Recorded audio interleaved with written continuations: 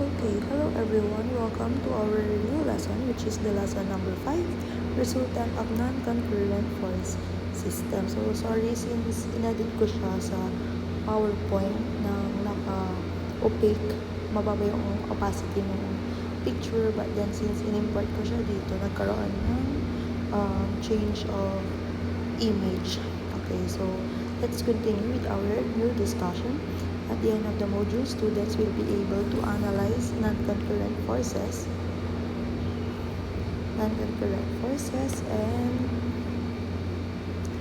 calculate resultant and location of the lines of action of the non-concurrent force system. Okay, next.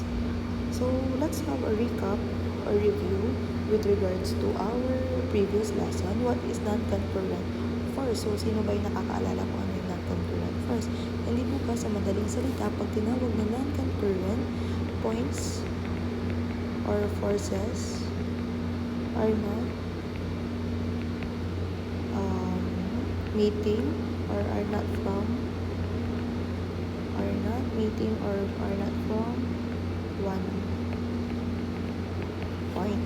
Okay, so we have here non-concurrent forces or forces whose lines of action do not intersect at a single common point. So kahit na, for example, sabihin natin we have 3 lines and then hindi sila nag-intersect or dalawa lang yung nag-intersect and then yung isa is hindi siya nag-intersect doon sa dalawa. Ibig sabihin, we will be considering it as non-concurrent forces. Okay, so for the concept, okay, actually, when it comes to resultant, pare-parehas lang po yung concept natin for the concurrent forces and dun sa parallel. Yun nga lang, magkakaiba kasi ng atake on how are we going to solve yung mga resultant ng bawat forces. So, hindi ba? Kasi, kapag kay concurrent, galing siya or meet at one point. Si parallel naman, nakadepende sa type of load. While pagdating kay non-concurrent force system, we have an example here na for our beam, we have also trusses and yung ating rectangular frame. So those are the some examples na yung ating force system present sa mga ganitong problem ay non-concurrent. Bakit naging non-concurrent? Kasi meron tayo dito isang load. We also have, let's say, since hindi pa natin siya natatakan, sabihin lang natin na meron tayong load support reaction sa ating A. And we also have here sa B. So, kung i-extend man natin ang line of action ng ating support reaction kay B and then sa ating A, so hindi lahat po ng forces is nag-act or nag-intersect sa isang point. Possible na at least 2 of them ay nag-intersect, but then hindi po lahat. So ibig sabihin non-concurrent force system po siya. Let's say dito sa example number 2, we have here the rectangular frame. Okay. So let's try to extend yung line of action natin. So kahit na i-extend mo yan hanggang sa pinakataas, extend mo din to, and extend din natin to. Okay, so lahat ng forces hindi po nag-intersect sa isang point. Ibig sabihin, non-concurrent force system po siya. Okay, for our truss, let's say, ang line of action niya ay mag-extend dito. Ganon din si C. Si B ay mag-extend ang line of action dito. We also have the reaction kay R, right, kay roller. We have the reaction for the pin joint. Okay, so kung in-extend mo lahat ng mga line of action niya, hindi pa din po sila nag-limit through one point. So, ibig sabihin po, non-concurrent force system. So, nakikita nyo na po yung difference. So, si concurrent, kung ano yung mga example na discuss natin, ganun po natin halos nakikita yung mga forces na matatawag natin concurrent force system. Si parallel naman po, apat na types lang po yung makikita nyong shape.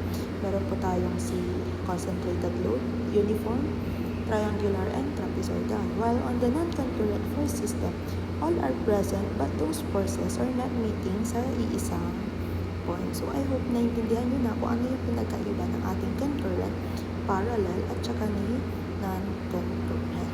Okay. So ano-ano nga ba yung mga ating formulas na or yung mga concept with regards to formulas yung pwede natin magamit. So sabi ko nga sa inyo, iisa lang kung paano natin sinasolve ang mga resultant ng ating force system. Magkakaiba nga lang kasi yung atake ng bawat pagsosolve. So meron tayo, again, kung paano ba hanapin ang ating resultant ng x component, yun yung summation ng forces x component. Okay, we also have the resultant ng y component or ng mga vertical forces, which is makukuha natin pag sinamation or pinag-add lahat ng mga vertical forces or vertical components. And then, we will identify yung resultant ng kabuoang forces. So, meron tayong rx squared plus ry squared. Sorry. Okay.